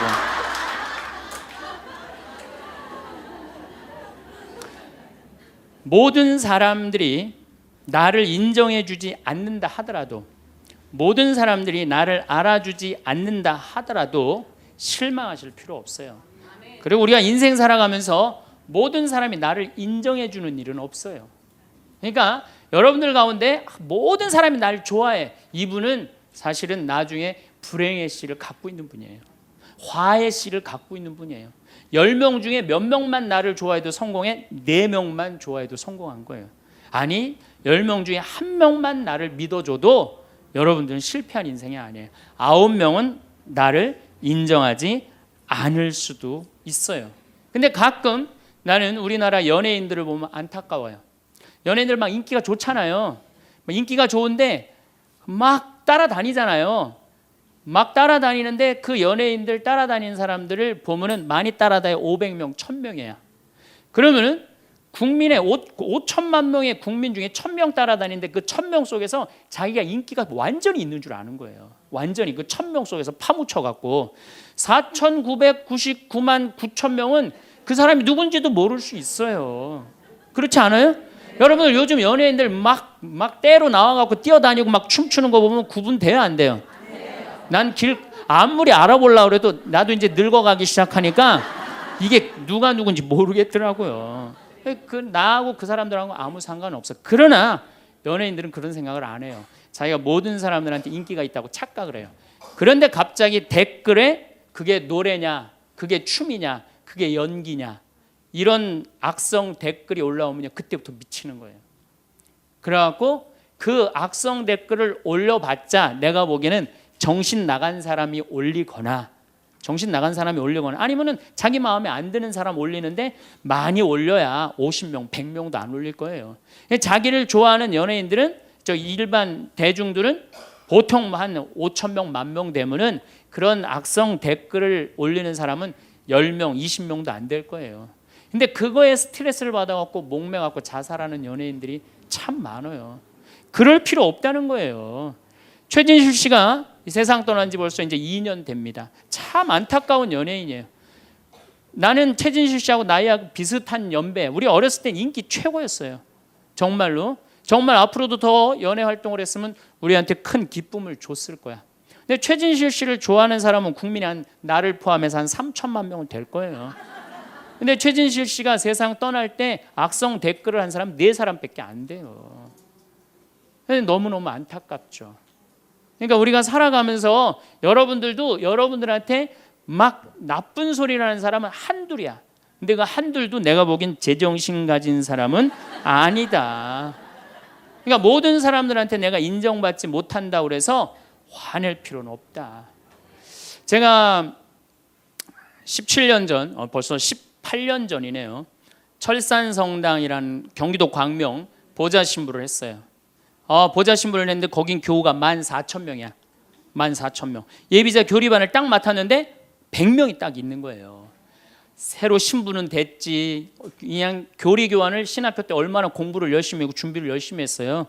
100명이 있으니까 기분이 너무 좋더라고요. 그래서 그냥 교리를 그냥 얼마나 열심히 했는지 몰라요.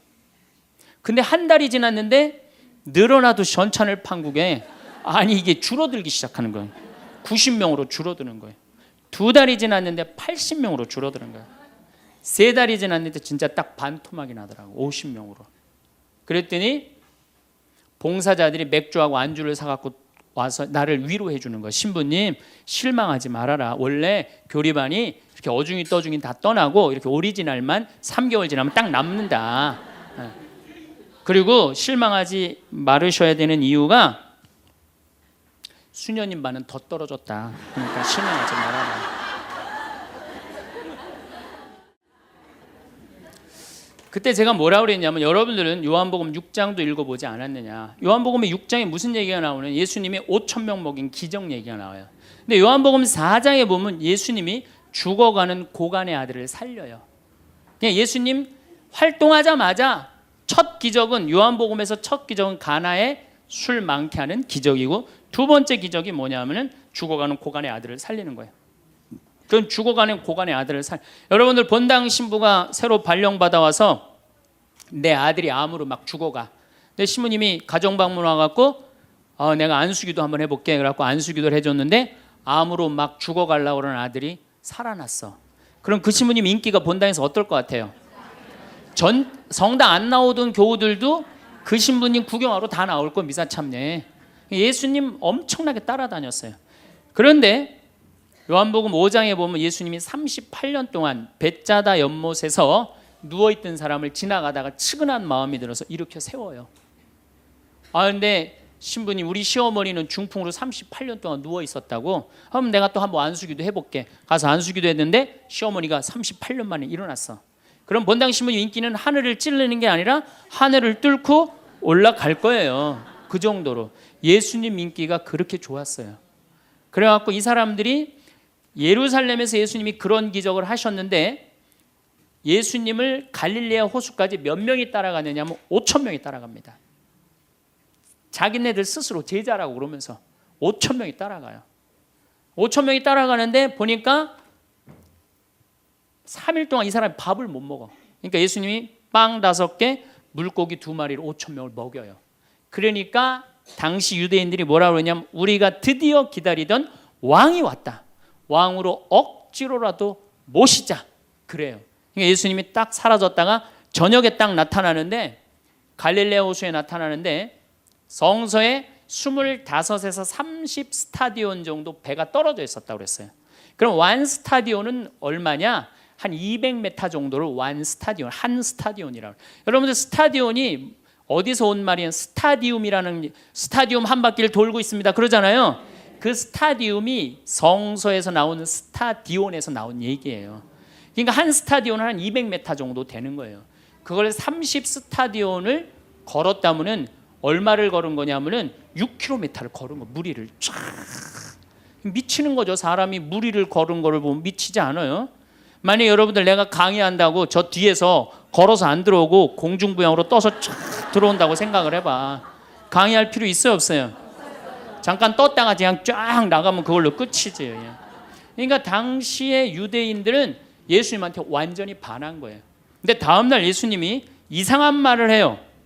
참으로 확 끼얹어요. 내가 진실로 진실로 너희에게 말한다. 너희가 사람의 아들의 살을 먹지 않고 그의 피를 마시지 않으면 너희는 생명을 얻지 못한다. 그러나 내 살을 먹고 내 피를 마시는 사람은 영원한 생명을 얻고 나도 마지막 날에 그를 다시 살릴 것이다. 내 살은 참된 양식이고 내 피는 참된 음료다. 군중들이 눈이 동그래요. 여러분들은 살 먹고 피 먹는 얘기 하도 많이 들어서 안 이상하죠?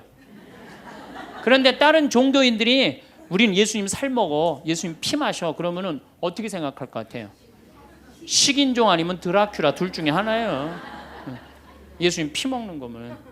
그러니까 당시의 유대인들이 뭐라고 그러냐면 이 말씀은 듣기가 너무 거북하다. 누가 듣고 있을 수 있겠는가? 그러니까 그러면서 떠나요. 그러니까 예수님이 당신의 말씀을 두고 투덜거리는 것을 속으로 아시고 그들에게 이르셨다. 이 말이 너희 귀에 거슬리느냐? 그리고 성서에 이렇게 우리에게 말합니다. 이 일이 일어난 뒤로 제자들 가운데 많은 사람이 되돌아가고 더 이상 예수님과 함께 다니지 않았다. 다 떠나간 거예요. 말을 알아듣기 너무 어렵다고. 그러니까 이제 예수님이 이제 딱 12명 딱 남아 있는 거. 어떤 무식한 어부 12이 눈을 동그랗게 뜨고 예수님을 쳐다보는 거예요. 그러니까 예수님이 이때 뭐라고 그러냐면은 너희도 떠나고 싶으냐.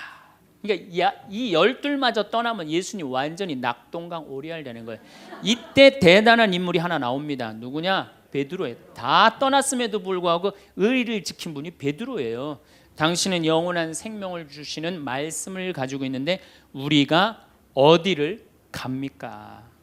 그리고 예수님은 이 12하고만 다니세요. 그리고 요한복음 6장 다음에 7장에는 뭐라고 써 있느냐면은 이들이 예수님을 죽이려 함으로 예수님은 더 이상 공식적으로 돌아다니지 않고 몰래 숨어서 갈릴레아만 다니셨다고 그래요. 그러니까 이 12라고만 그냥 돌아다닌 거 죽이려고 그러니까 피해서.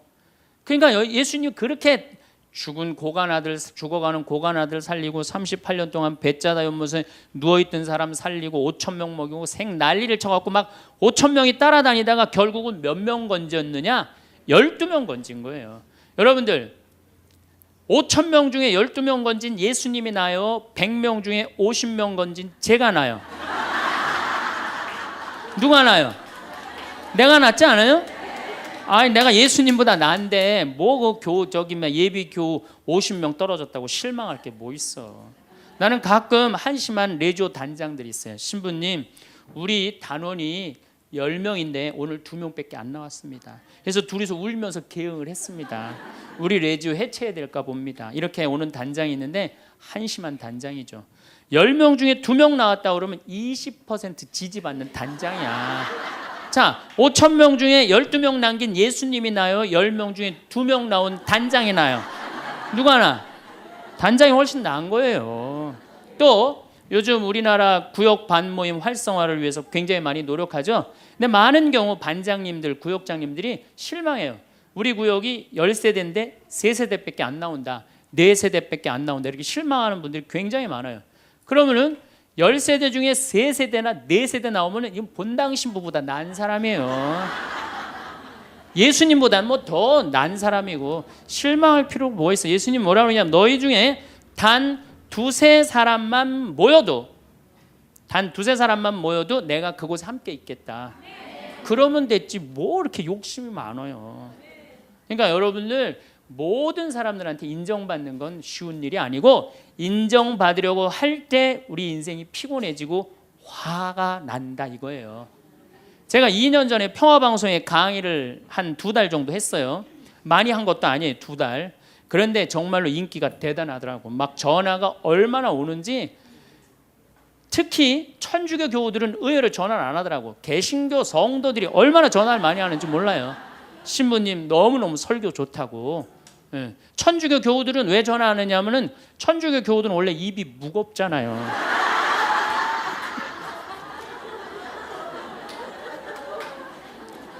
급기야는 목사님이 전화를 하셨어요. 신부님 우리 교회 와서 설교를 주일 예배에 좀 해달라는 거예요. 그래서 제가 주일 예배에 가서 설교를 했어요. 그때 이번에는 천안에서 스님이 전화를 하셨어요. 우리 절에 와서 설법을 해달라고. 더욱이 나는 그 주지 스님을 아직도 잊지 못하는데 참 좋으세요. 겸손하시고. 상좌에 앉혀서 제가 설법도 주일날 했어요. 뭐 인기가 뭐 천주교, 개신교, 불교 막 올라가는 거예요. 기분이 끝내줬는데 갑자기 전화가 한 통 왔어요. 평촌에서 사는 할머니야. 근데 이 할머니가 전화를 우리 직원한테 황창현 신부를 바꾸라고 전화가 온 거예요. 근데 문제는 황창현 신부님을 바꾸라는 건 좋은 말 하려고 전화한 거예요. 황창현 신부를 바꾸라는 건 따지려고 전화한 거예요. 전화를 딱 받았더니 당신은 정의구현 사제단이냐 딱 그렇게 물어보는 거예요. 그래서 난 정의구현 사제단이 아니다. 그랬더니 정의구현 사제단도 아닌데 왜 운하를 반대하느냐. 우리나라 경제가 살려면 운하를 해야 된다.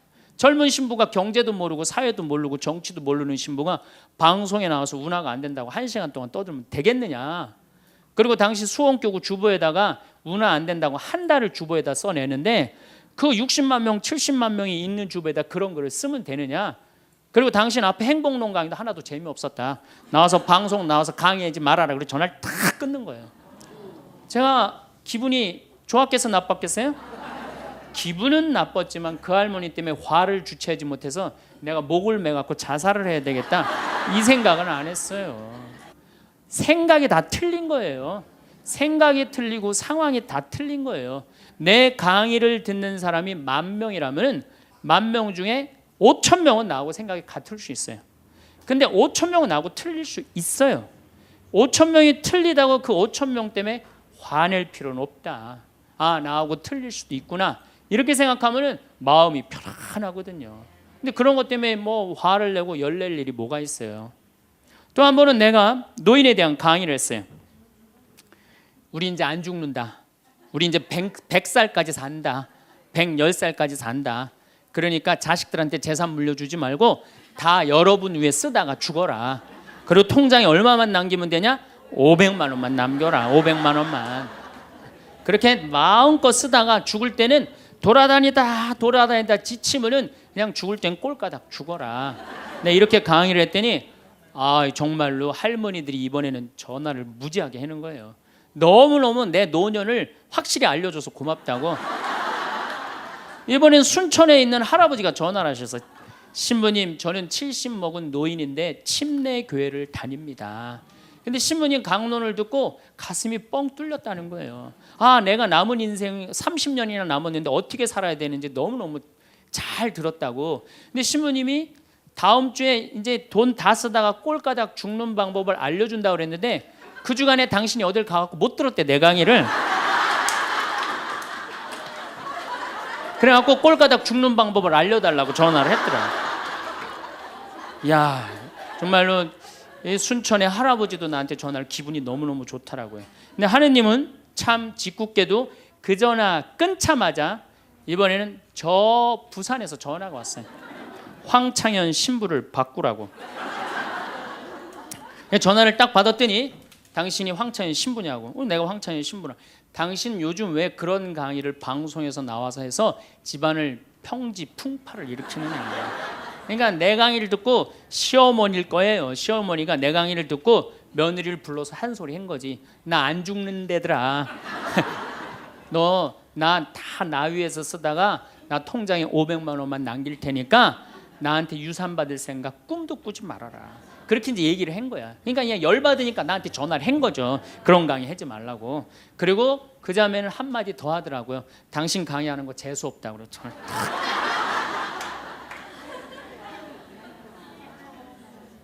내가 그 전화를 받고 기분이 좋았겠어요? 나빴겠어요? 기분은 나빴지만 내가 화가 나고 내 감정을 주체할 정도는 아니었어요. 왜? 상황이 틀리니까. 얼마든지 내가 공격받을 수 있는 얘기를 한 거니까. 그런 다른 의견이 있을 수 있는 거예요. 그걸 일일이 다 대응하려고 그러면요, 나중에 내가 어떻게 될 것 같아요? 미쳐요. 미쳐요. 여러분들, 요즘 나는 가끔 텔레비전 보면서 총리들도, 대통령도 막 신발 막 던지고 막 계란 막 던지고 그러잖아요. 대통령한테도. 우리가 남이 나한테 평가하는 게 전부는 아닙니다. 자기 소신, 자기 확신, 자기 멋이 있으면은요, 누가 뭐라 그래도 별로 거기에 흔들리지 않아요. 근데 그냥 남들 말에 막 귀 기울이고 그냥 거기에 신경 쓰는 사람은 조금만 뭐가 있어도 화를 내고 자기를 주체하지 못하는 거예요. 루카복음 9장 51절을 보면 예수님이 사마리아를 통해 예루살렘으로 올라가려고 할 때 사마리아 사람들이 예루살렘에 간다는 이유로 예수님을 거부해요. 들어가지 못하게, 동네를. 그 동네로 지나가면 지름길로 갈 수 있는데, 그러니까 야고보하고 요한이 열받아갖고 뭐라 그러냐면 하늘에서 불을 내려다가 살러버릴까요? 얼마나 열받았으면은 하늘에서 불을 내려다가 살러버릴까요? 그래요. 근데 예수님은 이 둘을 꾸짖고 돌아가세요. 예수님도 돌아가는데 우리가 화가 난다고 그냥 열 지르는 사람마다 전부 다 정면 돌파할 필요는 뭐가 있어요? 그렇지 않겠어요? 우리도 예수님처럼 돌아갈 상황이 되면 돌아갈 줄 알아야 됩니다. 세상 사람들이 다 나를 몰라준다 해도 화낼 일도 아니에요. 공자님은 뭐라고 그러셨느냐? 진정한 성인은 자기를 몰라줘도 분노하지 않고 유유자적할 줄 아는 사람이 진정한 성인이라고 그랬어요. 내가 누군데 나를 몰라봐. 왕년에 내가 이 거리를 주름 잡던 사람인데 이 성당 지을 때 내가 어떻게 했는데 나에게 이럴 수가 있어. 내가 시집 와서 똥구녕이 찢어지게 가난한 이 집 이렇게 일으켜놨는데 나를 무시할 수 있어? 이렇게 자꾸 자기 도취에 사로잡히면은요, 나중에 다른 사람하고 부닥치게 되고 잘난 척하게 되는 그런 꼴이 된다. 그런 꼴이에요. 여러분들, 반대로 모두를 사랑할 수 있어요? 내가 모든 사람들한테 사랑받을 수도 없지만은 반대로 사랑할 수 있느냐? 다 사랑할 수 있어요? 쉽지 않죠? 내가 본당 신부 해보니까 다 사랑하는 사람이 있긴 있더라고요. 누가 다 사랑하느냐면 머리에 꽃 꽂은 여자가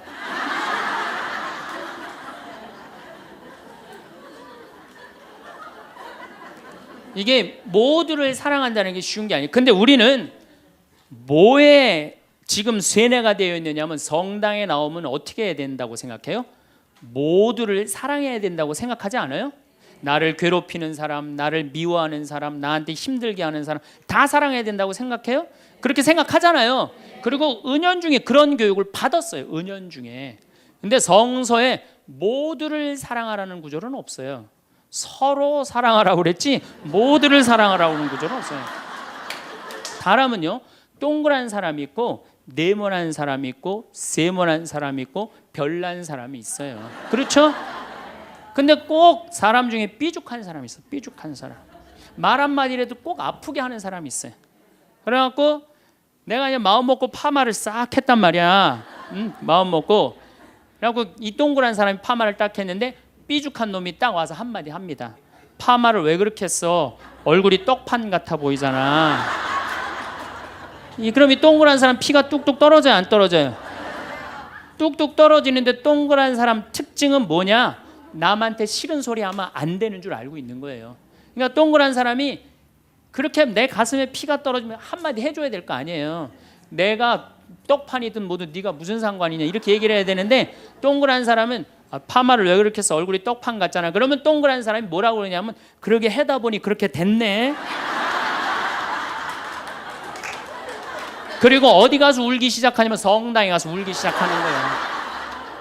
예수님, 저 삐죽한 여자가 나보러 떡판이래요. 근데 예수님 당신이 정말로 십자가에서 참고 인내하고 용서하고 사랑했으니까 나도 참고 용서하고 인내하고 사랑할게요. 그래갖고 그냥 겨우 어떻게 주체할 수 없는 걸 다스려갖고 고해성사를 봤어. 고해성사를 봐갖고 용서를 했어. 자기하고 예수님하고 신부님하고는 화해를 했는데 그 삐죽한 사람하고는 화해했어 안 했어요? 삐죽한 사람은 찔렀는지도 모르고 몰라요. 그 사람 피가 흐르는지도 몰라요. 그런데 더 동그란 사람 미치는 건 뭐냐면 그렇게 찔러놓고 딴 데 가고 막 헤거리고 또 수다 떨면은 동그란 사람이 속으로 무슨 생각이 들어요? 넌 웃음이 나오니? 난 지금 피가 뚝뚝 흐르는데. 가을이 돼갖고 그냥 또 그냥 마음 먹고 성당을 나왔는데 삐죽한 놈이 동그란 사람한테 한마디 또 합니다. 아니 요즘 남편이 돈 못 벌어? 옷을 왜 이렇게 후줄그리하게 입고 다녀? 그러면 또 피가 뚝뚝 떨어지는 거야. 이 동그란 사람 여러분들 삐죽한 사람 만나야 돼? 만나지 말아야 돼? 만나면 안 돼요. 이 삐죽한 놈 누구 소개시켜줘야 되냐면 별난 놈 소개시켜. 별난 놈. 찔러도 안 나오는 별난 놈. 이런 놈 소개시켜줘야지 어떻게 모두를 사랑할 수 있어요. 그거는 불가능한 얘기예요. 모두를 사랑한다는 거. 그러니까 여러분들 오늘 이후로 나는 모든 사람을 사랑할 것이다. 그러면 나중에 누가 망가지냐면 내가 망가져요. 모두를 사랑하면서 자기가 완전히 망가지는 거예요. 모두를 사랑하면서 기쁨은 다행인데 모두를 사랑하면서 그걸 끌어안느냐고 속에서 부글부글 끓어. 그냥 화가 꽉 차 있는 거죠.